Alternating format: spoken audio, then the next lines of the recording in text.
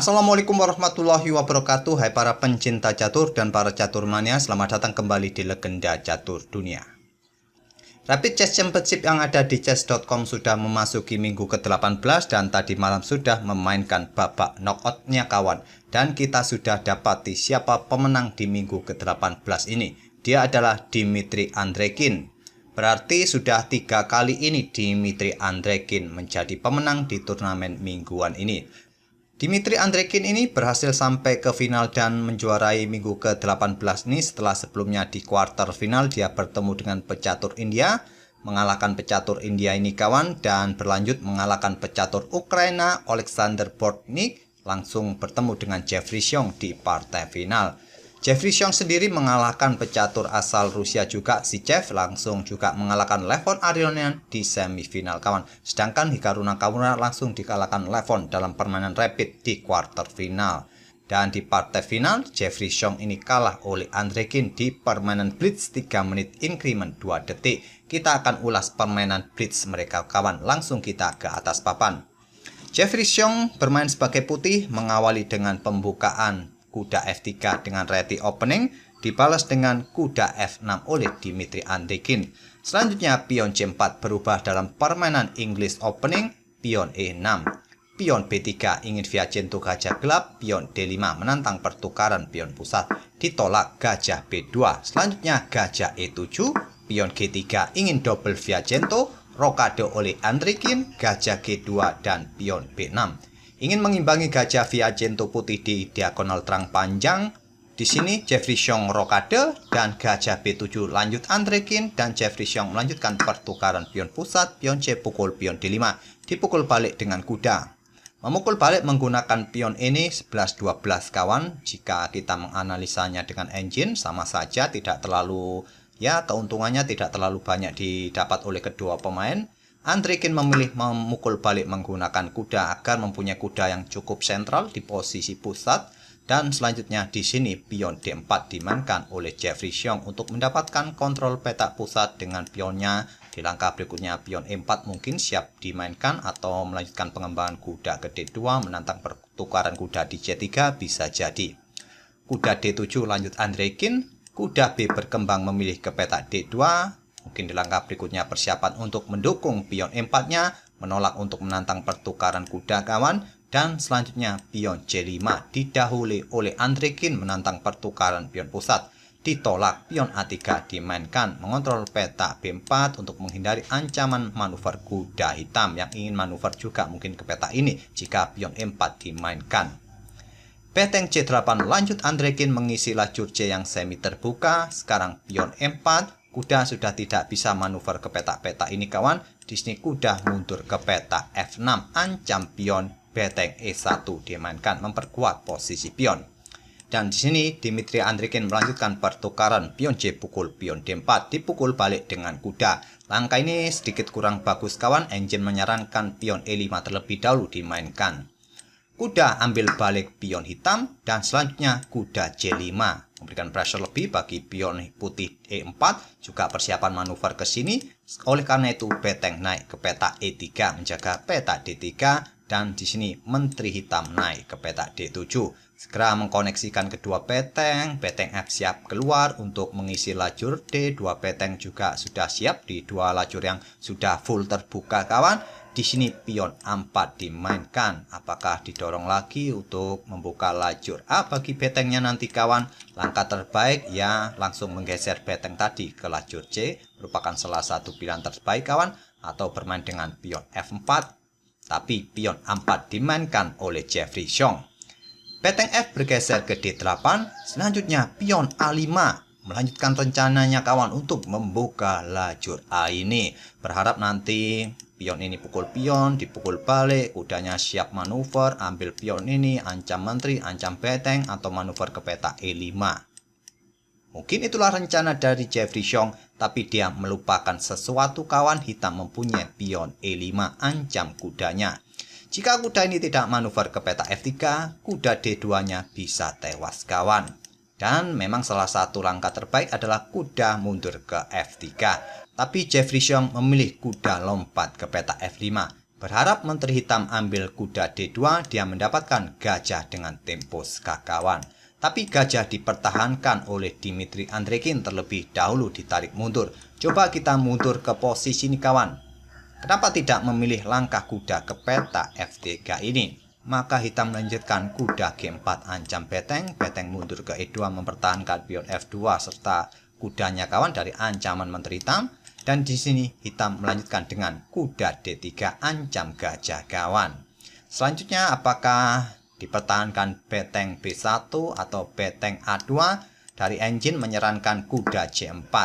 Kalau diserang dengan pion yang ada di peta B5 ini, di sini kuda bisa bergerak ke peta E3 kawan. Menantang pertukaran kuda di sini memang terlihat melepaskan gajahnya. Memang cukup sulit kawan. Tapi pada posisi ini engine menyarankan hitam bisa bermain dengan menteri ke C7 untuk memberikan ancaman discover check. Maksud saya discover attack bagi menteri putih selanjutnya.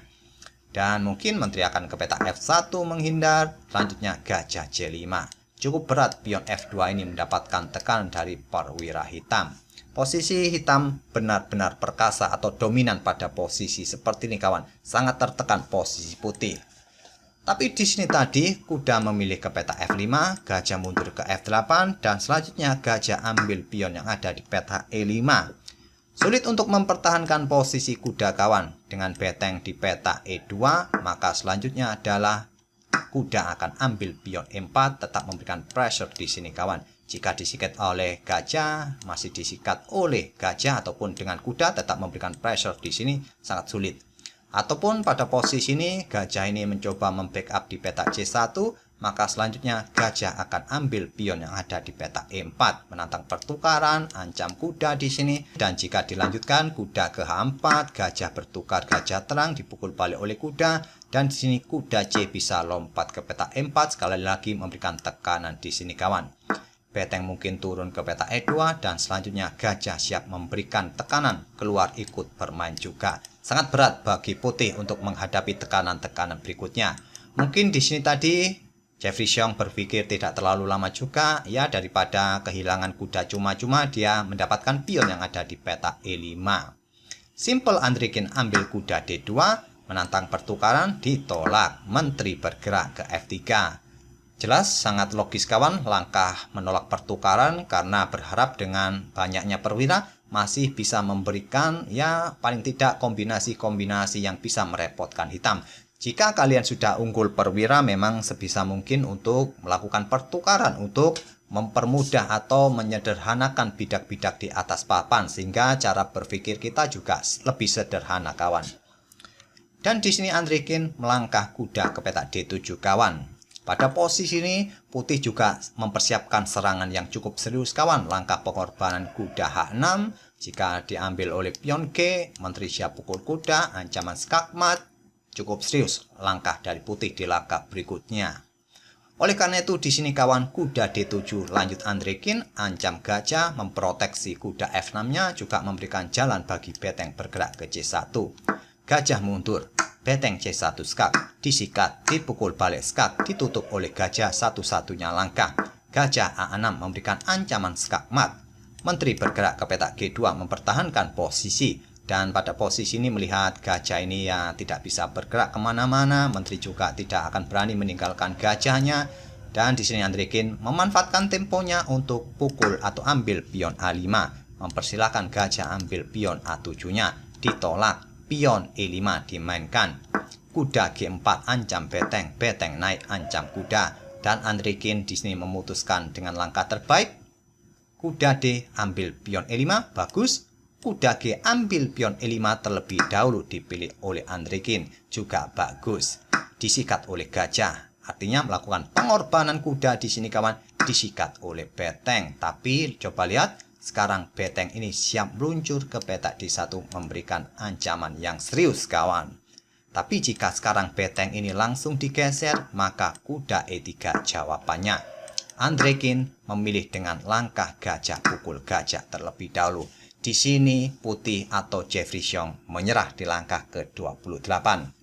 Ancamannya cukup serius kawan. Jelas jika menteri ambil gajah, beteng siap meluncur. Dan selanjutnya menteri melawan kuda plus beteng kawan. Atau pada posisi ini, jika menteri ini bergeser ke H1 menghindar, ya ancamannya juga serius, ancaman skak mat 2 langkah berikutnya skak open skak hanya bisa ditutup oleh beteng skak mat. Sama saja kawan, kalaupun menteri ini bergerak kemana, mau keluar ke peta ini ya sama, gajah akan siap keluar ke peta H3 open skak dan seterusnya. Oleh karena itu sangat logis jika permainan dilanjutkan dengan variasi ini, maka selanjutnya beteng D1, beteng diambil oleh menteri, diambil balik oleh menteri hitam, dan selanjutnya melawan kuda plus beteng. Tentu saja menteri bisa ambil pion yang ada di peta A2, memberikan jalan bagi pionnya untuk promosi. Putih tidak mempunyai kesempatan lagi membuat ancaman yang serius bagi Raja Hitam.